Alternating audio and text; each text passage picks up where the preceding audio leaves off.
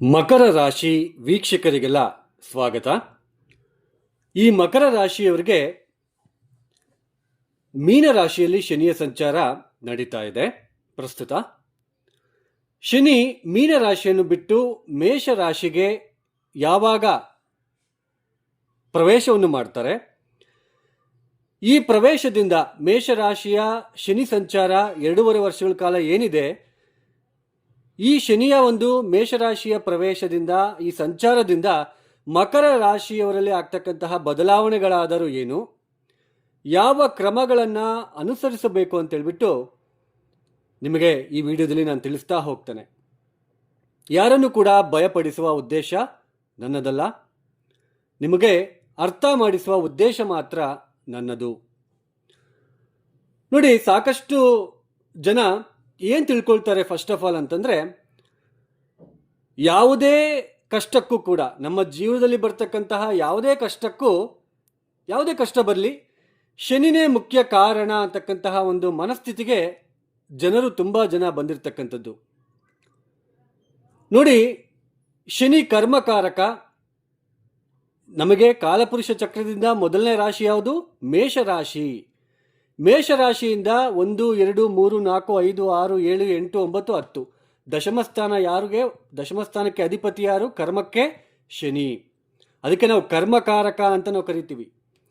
ಕರ್ಮವನ್ನು ರೆಪ್ರೆಸೆಂಟ್ ಮಾಡ್ತಕ್ಕಂತಹ ಗ್ರಹ ಶನಿ. ಸ್ಲೋ ಮೂವಿಂಗ್ ಪ್ಲಾನೆಟ್, ನಿಧಾನವಾಗಿ ಚಲಿಸ್ತಕ್ಕಂತಹ ಗ್ರಹ. ಹಾಗೆಯೇ ಕರ್ಮಕ್ಕೆ ಅನುಸಾರವಾಗಿ ಡಿಸ್ಅಟ್ಯಾಚ್ಮೆಂಟ್, ರಿಸ್ಟ್ರಿಕ್ಷನ್ ಕೊಡ್ತಕ್ಕಂತಹ, ಅಂದರೆ ಅಡೆತಡೆಗಳನ್ನು ಕೊಡ್ತಕ್ಕಂತಹ ಗ್ರಹ ಶನಿ. ಇಲ್ಲಿ ಒಂದು ವಿಚಾರವನ್ನು ನಿಮಗೆ ತಿಳಿಸೋದಕ್ಕೆ ನಾನು ಇಷ್ಟಪಡ್ತೇನೆ. ನೋಡಿ, ಶನಿಯನ್ನು ಬೇಕಾದರೆ ಈಸಿಯಾಗಿ ಹೊಲಿಸ್ಕೋಬೋದು. ಶನಿನ ನಾವು ಈಸಿಯಾಗಿ ಹೊಲಿಸ್ಕೋಬೋದು, ಆದರೆ ಗುರುಗ್ರಹವನ್ನು ಈಸಿಯಾಗಿ ಹೊಲಿಸ್ಕೊಳೋದಕ್ಕೆ ಆಗಲ್ಲ. ತುಂಬ ರಿವರ್ಸ್ ಆಗಿ ತಿಳ್ಕೊತ ಇದ್ದಾರೆ. ಶನಿ ಅಂದರೆ ಕಷ್ಟ, ಗುರು ಅಂದರೆ ಸುಲಭ ಅಂತ ಹೇಳ್ಬಿಟ್ಟು. ಗುರು ಏನಾದರೂ ನಮ್ಮ ಜಾತಕದಲ್ಲಿ ತುಂಬ ಬಲಹೀನ ಆದರೆ ತುಂಬ ಕಷ್ಟ ಆಗುತ್ತೆ, ಸರಿಯಾದ ಮಾರ್ಗದರ್ಶನ ಸಿಗೋಲ್ಲ. ಶನಿ ಬಲಹೀನ ಆದರೆ ಕೆಲಸದ ವಿಚಾರದಲ್ಲಿ ಸಾಕಷ್ಟು ಅವ್ರಿರ್ತಕ್ಕಂತಹ ಸ್ಥಾನ ತುಂಬ ನೋಡ್ಕೋಬೇಕಾಗುತ್ತೆ. ಒಟ್ಟಾರೆಯಾಗಿ ನೀವೇನು ತಿಳ್ಕೊಂಡಿದ್ದೀರಾ, ನಮ್ಮ ಕಷ್ಟಕ್ಕೆ ಎಲ್ಲನೂ ಕೂಡ ಶನಿನೇ ಮುಖ್ಯ ಕಾರಣ, ಅದು ತಪ್ಪು. ತಪ್ಪಾಗಿ ಅರ್ಥ ಮಾಡಿಕೊಂಡು ಶನಿ ಕೊಟ್ಟಷ್ಟು ಯಾವ ಗ್ರಹನೂ ಕೊಡಲ್ಲ. ಅಂತಹ ಉತ್ತಮವಾದ ಗ್ರಹ ಶನಿ. ನಮ್ಮ ಅಹಂಕಾರವನ್ನು ಕಡಿಮೆ ಮಾಡಿಬಿಟ್ಟು ಮುಂದಕ್ಕೆ ದಾರಿ ತೋರಿಸ್ತಕ್ಕಂತಹ ಗ್ರಹ ಶನಿ. ನೋಡಿ, ಇದು ನೀವು ಹುಟ್ಟಿರ್ತಕ್ಕಂಥದ್ದು ಮಕರ ರಾಶಿ. ಈಗ ಮಕರ ರಾಶಿಯಲ್ಲಿ ಹುಟ್ಟಿದ್ದೀರಾ ನೀವು ಯಾವ ನಕ್ಷತ್ರದಲ್ಲಿ ಹುಟ್ಟಿದ್ದೀರಾ? ಧನಿಷ್ಠ ನಕ್ಷತ್ರದಲ್ಲಿ ಹುಟ್ಟಿದ್ದೀರಾ ಅಂತ ಒಂದು ಎಕ್ಸಾಂಪಲ್ ತಗೊಳ್ತೀನಿ ನಾನು. ಮಕರ ರಾಶಿಯನ್ನು ಮಕರ ರಾಶಿ. ಲಗ್ನ ಯಾವುದು? ಮೇಷ ಲಗ್ನನ, ವೃಷಭ ಲಗ್ನನ, ಮಿಥುನ ಲಗ್ನನ, ಕರ್ಕಾಟಕ ಲಗ್ನನ, ಸಿಂಹ ಲಗ್ನನ, ಅಥವಾ ಕನ್ಯಾ ಲಗ್ನನ, ಅಥವಾ ತುಲಾ ಲಗ್ನನ, ವೃಶ್ಚಿಕ ಲಗ್ನನ, ಧನುಸ್ಸು ಲಗ್ನನ, ಅಥವಾ ಮಕರ ಲಗ್ನನ. ಲಗ್ನನೂ ಅದೇ, ರಾಶಿನೂ ಅದೇನಾ, ಅಥವಾ ಕುಂಭ ಲಗ್ನನ, ಅಥವಾ ಮೀನ ಲಗ್ನನ. ಒಂದೊಂದು ಲಗ್ನಕ್ಕೆ ಒಂದೊಂದು ಗ್ರಹ ನಮಗೆ ಶುಭ ಫಲಿತಾಂಶಗಳನ್ನು ಕೊಡ್ತಕ್ಕಂಥದ್ದು ಇರುತ್ತೆ.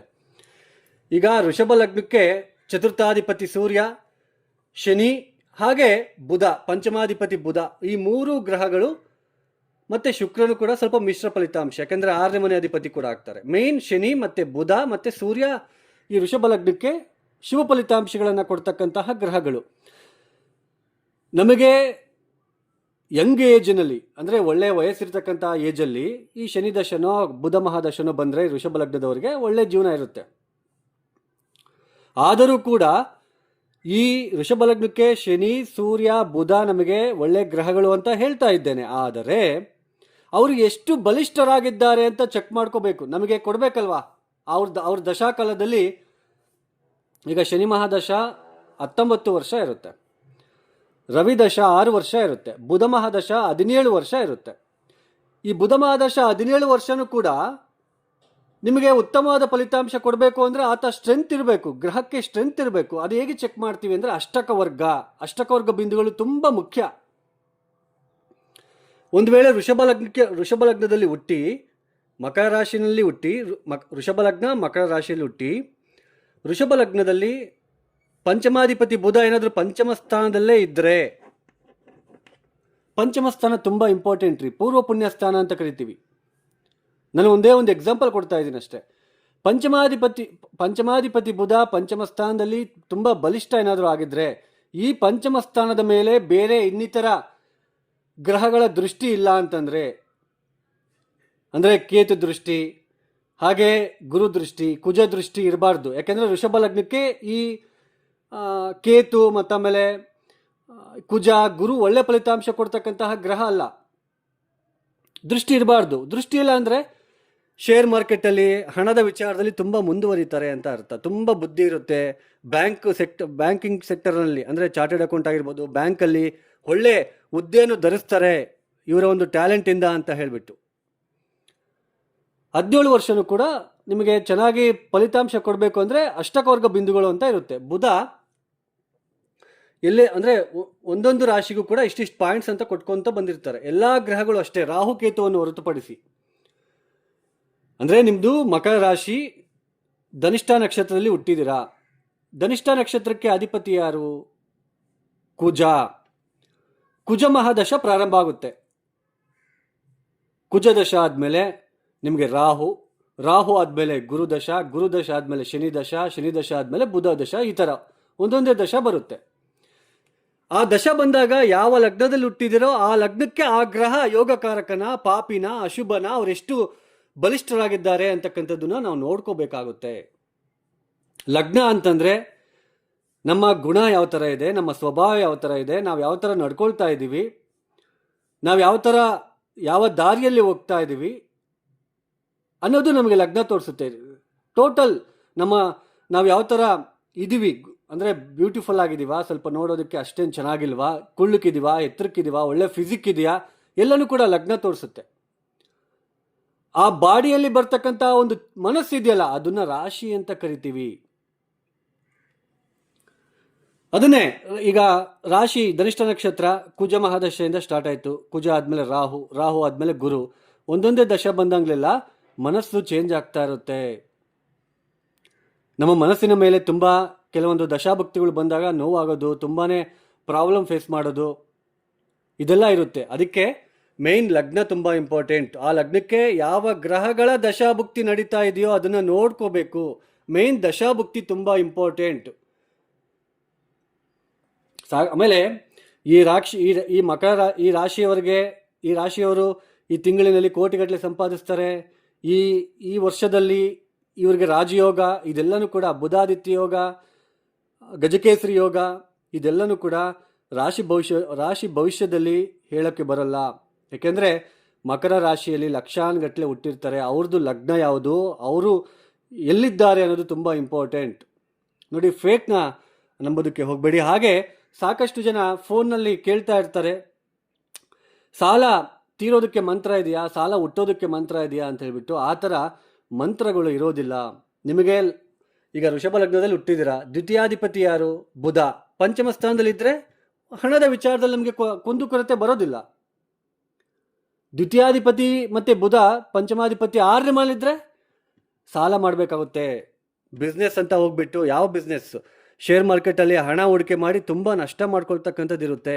ಯಾಕೆಂದರೆ ಪಂಚಮಾಧಿಪತಿನೇ 6ನೇ ಮನೆಗೆ ಬಂದು ಕೂತ್ಕೊಂಡ್ರಲ್ವಾ. ಅಂದರೆ ಪ್ಲೇಸ್ಮೆಂಟ್ ತುಂಬ ಮುಖ್ಯ.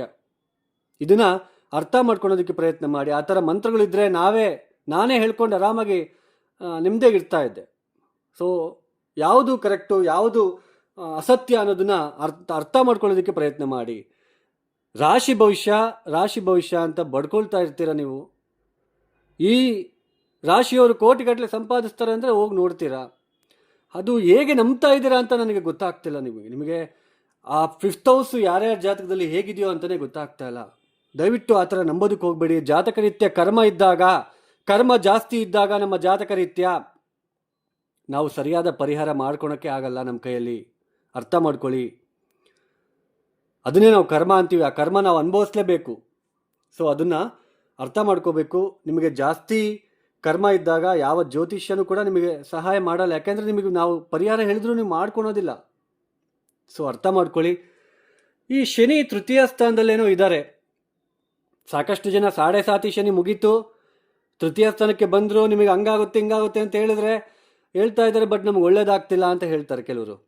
ಅದನ್ನೇ ನಿಮ್ಮ ಜಾತಕದಲ್ಲಿ ಚೆನ್ನಾಗಿಲ್ಲ ಅಂದರೆ, ದಶಾಭುಕ್ತಿಗಳು ಚೆನ್ನಾಗಿಲ್ಲ ಅಂದರೆ, ಈ ಥರ ಪಂಚಮ ಸ್ಥಾನ ಚೆನ್ನಾಗಿಲ್ಲ ಅಂದರೆ ಅದನ್ನು ನಾವು ಕರ್ಮ ಅಂತೀವಿ. ಅರ್ಥ ಮಾಡ್ಕೊಳ್ಳಿ, ಫೇಕ್ನ ನಂಬೋದಕ್ಕೆ ಹೋಗಬೇಡಿ. ಈಗ 2027 ಜೂನ್ 3ನೇ ತಾರೀಕು, ಬರುವ ವರ್ಷ ಜೂನ್ 3ನೇ ತಾರೀಕು 4ನೇ ಮನೆಗೆ ಬರ್ತಾರೆ, ಚತುರ್ಥ ಸ್ಥಾನಕ್ಕೆ. ಇದನ್ನ ಅರ್ಧಾಷ್ಟಮ ಶನಿ ದೋಷ ಅಂತ ಕರಿತೀವಿ. ಚತುರ್ಥ ಸ್ಥಾನ ಅಂದ್ರೆ ಏನು? ನಾವು ಸುಖವಾಗಿದ್ದೀವ? ವಾಹನ ಇದೆಯಾ? ನಮಗೆ ಒಳ್ಳೆ ವಾಹನ ಏನಾದರೂ ಇದೆಯಾ? ಒಳ್ಳೆ ಮನೆ ಇದೆಯಾ? ಮನೆಯಲ್ಲಿ ಯಾವ ಥರ ಪರಿಸರ ಇರುತ್ತೆ? ಎಲ್ಲರೂ ನಗುನಗುತ್ತಾ ಸಂತೋಷವಾಗಿರ್ತೀವ? ಹಾಗೆಯೇ ನಮ್ಮ ಮನಸ್ಸು ಯಾವ ಥರ ಇರುತ್ತೆ? ಮನಸ್ಸು ಸಂತೋಷವಾಗಿರುತ್ತಾ? ಈ ಚತುರ್ಥ ಸ್ಥಾನದಲ್ಲಿ ಶನಿ ಕೂತ್ಕೊಂಡಾಗ ದಶಮ ದೃಷ್ಟಿ ನಿಮ್ಮ ರಾಶಿಯಿಂದ 1, 2, 3, 4, 5, 6, 7, 8, 9, 10 ದಶಮ ದೃಷ್ಟಿ ನೇರವಾಗಿ ಈ ರಾಶಿಯ ಮೇಲೆ ದೃಷ್ಟಿ. ಅಂದರೆ ಮಾಡ್ತಕ್ಕಂತಹ ವೃತ್ತಿಯಿಂದ ನೀವು ಎಷ್ಟು ಸ್ಯಾಟಿಸ್ಫ್ಯಾಕ್ಷನ್ ಆಗ್ತಿದ್ದೀರಾ ಅನ್ನೋದು ತೋರಿಸುತ್ತೆ ಚತುರ್ಥ ಸ್ಥಾನ. ಅಂತಹ ಚತುರ್ಥ ಸ್ಥಾನಕ್ಕೆ ಶನಿ ಬಂದಾಗ, ನಾನು ಮೊದಲೇ ಹೇಳಿದೆ, ಅಷ್ಟಕವರ್ಗ ಬಿಂದುಗಳು ಸ್ಟ್ರೆಂತ್ ಎಷ್ಟಿದೆ ಅನ್ನೋದು ನೋಡ್ಕೋಬೇಕು. ಬಲಹೀನ ಆಗಿದ್ದಾರಾ, ಅವ್ರು ಸ್ವಲ್ಪ ಬಲಿಷ್ಠರಾಗಿದ್ದಾರಾ ಅಂತ ನೋಡಿಕೊಂಡು, ಆಮೇಲೆ ದಶಾಭುಕ್ತಿ ಯಾವ್ದು ನಡೀತಾ ಇದೆ, ನಮಗೆ ಯಾವ ಲಗ್ನದಲ್ಲಿ ಹುಟ್ಟಿದೀವಿ, ಯೋಗಕಾರಕ ಗ್ರಹಗಳ ದಶ ನಡೀತಾ ಇದೆಯಾ, ಯಾವ ದಶ ನಡೀತಾ ಇದೆಯಾ ಅನ್ನೋದು ತುಂಬ ಮುಖ್ಯ. ಈ ಶನಿಲಿ ಬಂದು ಕುತ್ಕೊಂಡಾಗ ಯಾರ ಜಾತಕದಲ್ಲಿ 0, 1, 2 ಬಿಂದುಗಳೇನಾದರೂ ಕೊಟ್ಟಿದ್ರೆ ಶನಿ ಬಲಹೀನ ಆಗಿದ್ದಾರೆ ಅಂತ ಅರ್ಥ. 4, 5, 6 ಅಷ್ಟಕವರ್ಗ ಬಿಂದುಗಳು ಕೊಟ್ಟಿದ್ರೆ ಸ್ವಲ್ಪ ಶನಿ ಬಲಿಷ್ಠರಾಗಿದ್ದಾರೆ ಅಂತ ಅರ್ಥ. ಮುಖ್ಯವಾಗಿ ಮೇಷರಾಶಿ ಅನ್ನೋದು ಶನಿಗೆ ನೀಚ ಸ್ಥಾನ ಬೇರೆ ಆಗುತ್ತೆ. ನೋಡಿ, ಈ ಅರ್ಧಾಷ್ಟಮ ಶನಿ ಇಲ್ಲಿಗೆ 4ನೇ ಮನೆಗೆ ಬಂದಾಗ 2.5 ವರ್ಷಗಳ ಕಾಲ ಮಕರ ರಾಶಿಯವರಿಗೆ ಮಾನಸಿಕ ನೋವು, ತಾಯಿಯ ಜೊತೆ ಕಲಹ, ಹಾಗೆ ಉದ್ಯೋಗದಲ್ಲಿ ತೊಂದರೆಗಳನ್ನು ಅನುಭವಿಸುವ ಒಂದು ಕಾಲ ಅಂತಲೇ ಹೇಳ್ಬೋದು. ಮನಃಶಾಂತಿ ಇಲ್ಲದೆ ಇರ್ತಕ್ಕಂಥದ್ದು, ಆಸ್ತಿ ನಷ್ಟ ಅಥವಾ ಯಾವುದಾದ್ರೂ ವಾಹನದ ವಿಚಾರದಲ್ಲಿ ನಷ್ಟಗಳನ್ನು ತಂದುಕೊಳ್ತಕ್ಕಂಥದ್ದು ಇರುತ್ತೆ. ಮನಃಶಾಂತಿ ಅನ್ನೋದೇ ಇರೋದಿಲ್ಲ ಈ ಸಮಯದಲ್ಲಿ ನಿಮಗೆ. ಇದನ್ನು ಅರ್ಥ ಮಾಡ್ಕೊಳ್ಳಿ. ಚತುರ್ಥ ಸ್ಥಾನ ಅರ್ಧಾಷ್ಟಮ ಶನಿ, ತಾಯಿಯ ಜೊತೆ ಕಲಹ, ಮನಃಶಾಂತಿ ಇರೋದಿಲ್ಲ, ಭಯ, ಸುಮ್ಮನೆ ಭಯ ಅಂತ ಅನಿಸ್ತಾ ಇರುತ್ತೆ, ಸುತ್ತಲೂ ಭಯದ ವಾತಾವರಣ. ಒಟ್ಟು ಚತುರ್ಥ ಸ್ಥಾನಕ್ಕೆ ಶನಿ ಬರ್ತಾ ಇರೋದು ಏನು? 2027 ಜೂನ್ 3ನೇ ತಾರೀಕಿನಿಂದ 2029 ಆಗಸ್ಟ್ 7ನೇ ತಾರೀಕಿನ ತನಕ ಮಕರ ರಾಶಿಯವರಿಗೆ ಅರ್ಧಾಷ್ಟಮ ಶನಿಯಿಂದ ಸಾಕಷ್ಟು ನೋವನ್ನು ನೀವು ಪಡಬೇಕಾಗಿರೋ ಒಂದು ಸಾಧ್ಯತೆಗಳು ಹೆಚ್ಚಾಗಿ ಕಂಡು ಬರ್ತಾ ಇರುತ್ತೆ. ಏಕೆಂದರೆ ಅರ್ಧಾಷ್ಟಮ ಶನಿ ಅಂದ್ರೇ ಅದು ಕರ್ಮಕಾರಕ ಶನಿ. ಚತುರ್ಥ ಸ್ಥಾನಕ್ಕೆ ಬಂದಾಗ ಡಿಸ್ಅಟ್ಯಾಚ್ಮೆಂಟ್ ಕೊಡ್ತಾರೆ, ರಿಸ್ಟ್ರಿಕ್ಷನ್, ಅಡೆತಡೆಗಳನ್ನು, ಸುಖಕ್ಕೆ ಭಂಗ, ಉದ್ಯೋಗದಲ್ಲಿ ತೊಂದರೆ, ನಿಮ್ಮ ತಪ್ಪಿಲ್ಲದೆ ನಿಮ್ಮ ಮೇಲೆ ಅಪವಾದ ಹೊರಿಸ್ಬಿಟ್ಟು ಉದ್ಯೋಗದಿಂದ ಹೊರಗಡೆ ಆಗ್ತಕ್ಕಂಥದ್ದು, ಇದೆಲ್ಲನೂ ಕೂಡ ಈ ಅರ್ಧಾಷ್ಟಮ ಶನಿಯ ಒಂದು ಸ್ಥಾನದಿಂದ, ಪ್ರವೇಶದಿಂದ ಉಂಟಾಗ್ತಕ್ಕಂಥದ್ದು. ಆದರೆ ನಾನು ಮೊದಲೇ ಹೇಳಿದಾಗೆ ಅಷ್ಟಕವರ್ಗ ಬಿಂದುಗಳನ್ನು ನೋಡ್ಕೋಬೇಕು. ಹಾಗೆಯೇ ನಮಗೆ ವೈಯಕ್ತಿಕ ಜನ್ಮಜಾತಕ ರೀತ್ಯ ನಾವು ಮಕರ ರಾಶಿಯಲ್ಲೇನೋ ಹುಟ್ಟಿದ್ದೀವಿ, ಯಾವ ಲಗ್ನ, ಆ ಲಗ್ನದಿಂದ ಯಾವ ದಶ ನಡೀತಾ ಇದೆ ಅನ್ನೋದು ತುಂಬ ಇಂಪಾರ್ಟೆಂಟು. ಈಗ ಮಿಥುನ ಲಗ್ನದಲ್ಲಿ ಹುಟ್ಟಿದ್ದೀರಾ ಅಂತ ಇಟ್ಕೊಳ್ಳಿ, ಶುಕ್ರ ಯೋಗಕಾರಕ, ಶುಕ್ರ ದಶ ತುಂಬ ಕೈ ಹಿಡಿಯುತ್ತೆ ಈ ಮಿಥುನ ಲಗ್ನದಲ್ಲಿ ಏನಾದರೂ ಹುಟ್ಟಿದರೆ. ಬುಧ ದಶನೂ ಅಷ್ಟೇ, ತುಂಬ ಯೋಗ ಕೊಡುತ್ತೆ. ಆ ದಶ ಬಂದಾಗ ನಿಮಗೆ ಹೆಲ್ಪ್ ಆಗುತ್ತೆ. ಆ ದಶ ಬರಲಿಲ್ಲ ಅಂದರೆ ಬೇರೆ ಯಾವ್ಯಾವುದೋ ದಶ ಬರ್ತಾ ಇದ್ದರೆ ತೊಂದರೆ ಅಲ್ವಾ? ತೊಂದರೆ, ಅದನ್ನೇ ಕರ್ಮ ಅಂತ ಕರಿತೀವಿ. ಈಗ ಕರ್ಕಾಟಕ ಲಗ್ನದಲ್ಲಿ ಏನಾದರೂ ಹುಟ್ಟಿದರೆ, ಈ ಕರ್ಕಾಟಕ ಲಗ್ನಕ್ಕೆ ಲಗ್ನಾಧಿಪತಿ ಚಂದ್ರ, ಪಂಚಮಾಧಿಪತಿ ಕುಜ, ನವಮಾಧಿಪತಿ ಗುರು, ಈ 3 ಗ್ರಹಗಳು ಮಾತ್ರ ಈ ಲಗ್ನಕ್ಕೆ ತುಂಬ ಶುಭ ಫಲಿತಾಂಶಗಳನ್ನು ಕೊಡ್ತಕ್ಕಂಥದ್ದು. ಶುಕ್ರ ಪಾಪಿ ಆಗ್ತಾನೆ ಚತುರ್ಥಾಧಿಪತಿ ಮತ್ತು ಲಾಭಾಧಿಪತಿಯಾಗಿ. ಸಿಂಹ ಲಗ್ನಕ್ಕೂ ಅಷ್ಟೇ, ಬುಧ, ಕುಜ, ಹಾಗೆಯೇ ಗುರು ಪಂಚಮಾಧಿಪತಿ, ಸೂರ್ಯ, ಬುಧ, ಕುಜ, ಗುರು, ಈ 4 ಗ್ರಹಗಳು ಸ್ವಲ್ಪ ಶುಭ ಫಲಿತಾಂಶಗಳನ್ನು ಕೊಡ್ತಕ್ಕಂತಹ ಗ್ರಹಗಳು. ಅರ್ಥ ಮಾಡ್ಕೊಳ್ತೀರಾ ಅಂತ ತುಂಬ ನಾನು ಹೇಳ್ತಾ ಇದ್ದೇನೆ. ನಿಮಗೆ ಅರ್ಥ ಮಾಡಿಸುವ ಉದ್ದೇಶ, ಈ ಚತುರ್ಥ ಸ್ಥಾನಕ್ಕೇನೋ ಶನಿ ಬಂದರು ಅಂದರೆ ಕರ್ಮವನ್ನು ರೆಪ್ರೆಸೆಂಟ್ ಮಾಡ್ತಾ ಇದ್ದಾರೆ. ಈ ಥರ ಚತುರ್ಥ ಸ್ಥಾನಕ್ಕೆ ಶನಿ ಬಂದು ಕುತ್ಕೊಂಡು ನಮಗೆ ತೊಂದರೆ ಮಾಡಬೇಕಾದ್ರೆ ನಾವು ಯಾವ ದೇವರನ್ನು ಪೂಜೆ ಮಾಡಬೇಕು ಅನ್ನೋದು ತುಂಬ ಮುಖ್ಯ ರೀ ಸ್ನೇಹಿತರೆ. ಶನಿ ನಮಗೆ ತೊಂದರೆ ಕೊಡ್ತಾ ಇದ್ದಾರೆ, ಶನಿ ದೇವಸ್ಥಾನಕ್ಕೆ ಹೋಗೋದು, ಕಪ್ಪು ಬಟ್ಟೆ ಹಾಕ್ಕೊಳೋದು, ಶನಿ ಮಂತ್ರಗಳನ್ನು ಹೇಳ್ಕೊಳೋದು ಬಿಡಬೇಕು ಈ ಸಮಯದಲ್ಲಿ. ಯಾಕೆಂದರೆ ಶನಿ ತೊಂದರೆ ಮಾಡೋಕ್ಕೆ ಬರ್ತಾ ಇದ್ದಾರೆ. ಆ ಕರ್ಮ, ಆ ಮನಃಶಾಂತಿ ಸಿಗಬೇಕು, ಮಾನಸಿಕ ದುಃಖದಲ್ಲಿ ಇರ್ತೀವಿ ಆ ಸಮಯದಲ್ಲಿ. ನಾವು ಪರಿಹಾರ ಮಾಡ್ಕೊಳಕ್ಕೂ ಬಿಡೋದಿಲ್ಲ ಶನಿ. ಆ ಸಮಯದಲ್ಲಿ ನೀವು ಈಶ್ವರನ ಪೂಜೆ, ಶನಿಯಿಂದ ತೊಂದರೆ ಯಾರೆಲ್ಲ ನೋವು ಪಡ್ತಾ ಇರ್ತೀರಾ, ಪ್ರತಿ ತಿಂಗಳು ತ್ರಯೋದಶಿಗೆ ಪ್ರದೋಷ ಕಾಲದಲ್ಲಿ ಶಿವನಿಗೆ ಕಾಲಭೈರವನಿಗೆ ಎಳ್ಳೆಣ್ಣೆ ಅಭಿಷೇಕ, ಪ್ರತಿನಿತ್ಯ ಕಾಲಭೈರವ ಗಾಯತ್ರಿ ಮಂತ್ರ, ತ್ರಯೋದಶಿ ಅಷ್ಟಮಿ ದಿನ ಬೂದ್ಗುಂಬಳಕಾಯಿ ದೀಪ ಕಾಲಭೈರವ ದೇವಸ್ಥಾನದಲ್ಲಿ ಹಚ್ಚಿಬಿಟ್ಟು ಬರ್ತಕ್ಕಂಥದ್ದು. ಹಾಗೆಯೇ ಪ್ರತಿನಿತ್ಯ ಓಂ ನಮಃ ಶಿವಾಯ 1080 ಸಲ 10 ಜಪಮಾಲೆ ಆದರೂ ನೀವು ಮಾಡಿಕೊಂಡ್ರೆ, ಈಗಲಿಂದನೇ ಮಾಡ್ಕೊಳ್ಳಿ ದಯವಿಟ್ಟು, ಎಚ್ಚೆತ್ಕೊಂಡು ಈಗಲಿಂದನೇ ಮಾಡಿಕೊಂಡ್ರೆ ಇಲ್ಲಿ ಬಂದಾಗ ತೀರಾ ನೋವಾಗೋದು ಸ್ವಲ್ಪ ಕಡಿಮೆ ಆಗುತ್ತೆ. ಸೊ ಶನಿ ತೊಂದರೆ ಕೊಡೋಕೆ ಬಂದಾಗ ನಮ್ಗೆ ಯಾರೋ ಒಬ್ರು ತೊಂದರೆ ಕೊಡ್ತಿದಾರಪ್ಪ, ಅವ್ರ ಕಾಲಿಗೆ ಬೀಳ್ತೀವ? ಇಲ್ಲ ತಾನೇ. ಅವ್ರು ಯಾರ ಮಾತನ್ನು ಕೇಳಿದರೆ, ಅವ್ರು ಯಾರ ಮಾತನ್ನು ಕೇಳ್ತಾರೋ ಅವ್ರ ಹತ್ರ ಹೋಗಿ ಹೇಳಿಸ್ಬೇಕು, ಈ ಥರ ಅವ್ರು ತೊಂದರೆ ಆಗ್ತಿದೆ ನಮಗೆ ಸ್ವಲ್ಪ ಹೇಳಿ ಅವ್ರಿಗೆ ಅಂತ ಹೇಳ್ಬಿಟ್ಟು. ಅಂದರೆ ಶಿವನ ಪೂಜೆ, ಕಾಲಭೈರವನ ಪೂಜೆ ಮಾಡೋದು ತುಂಬ ಉತ್ತಮ. ಕರೆಕ್ಟಾಗಿ ನಿಮಗೆ ಎಕ್ಸ್ಪ್ಲೇಷನ್ ಅರ್ಥ ಆಗಿದೆಯೋ ಇಲ್ವೋ ನನಗಂತೂ ಗೊತ್ತಾಗ್ತಾ ಇಲ್ಲ. ಬಟ್ ಮಕರ ರಾಶಿಯಲ್ಲೇನೋ ಹುಟ್ಟಿದ್ದೀರಾ. ರಾಶಿ ಅಂದರೆ ಮನಸ್ಸು. ಆ ಮನಸ್ಸು ನಮಗೆ ಚಂಚಲ ಬುದ್ಧಿ ಎಲ್ಲ ಬರುತ್ತೆ ಅಂದರೆ ದಶಾಭುಕ್ತಿ ಚೇಂಜ್ ಆದಂತೆಲ್ಲ ಮನುಷ್ಯ ಚೇಂಜ್ ಆಗ್ತಾ ಹೋಗ್ತಾನೆ. ಸೊ ಇದನ್ನು ಅರ್ಥ ಮಾಡ್ಕೊಳ್ಳಿ. ಇನ್ನೂ ನಾನು ಸ್ಪಷ್ಟತೆ ಕೊಡಬೇಕಂದ್ರೆ ಮುಂಬರೋ ದಿನಗಳಲ್ಲಿ ಕೊಡ್ತಾ ಹೋಗ್ತಾನೆ. ಸದ್ಯಕ್ಕೆ ಇಷ್ಟಿರಲಿ. ನಿಮಗೆಲ್ಲ ಈ ವಿಡಿಯೋ ಇಷ್ಟ ಆಗಿದ್ದರೆ ಮಾತ್ರ ಲೈಕ್ ಮಾಡಿ, ಶೇರ್ ಮಾಡಿ, ಸಬ್ಸ್ಕ್ರೈಬ್ ಮಾಡ್ಕೊಳ್ಳಿ. ಹಾಗೆಯೇ ಏನಾದರೂ ಕನ್ಸಲ್ಟೇಷನ್ ಬೇಕು ಅಂದರೆ ಡಿಸ್ಪ್ಲೇ ಆಗ್ತಿರೋ ನಂಬರ್ಗೆ ನೇರವಾಗಿ ಕರೆಯನ್ನು ಮಾಡಿ. ಸರ್ವೇ ಜನ ಸುಖಿನೋ ಭವಂತು. ನೀವು ಕಾಲ್ ಮಾಡಿದಾಗ ಸಮಸ್ಯೆಗಳನ್ನು ಹೇಳ್ಕೋಬಾರ್ದು.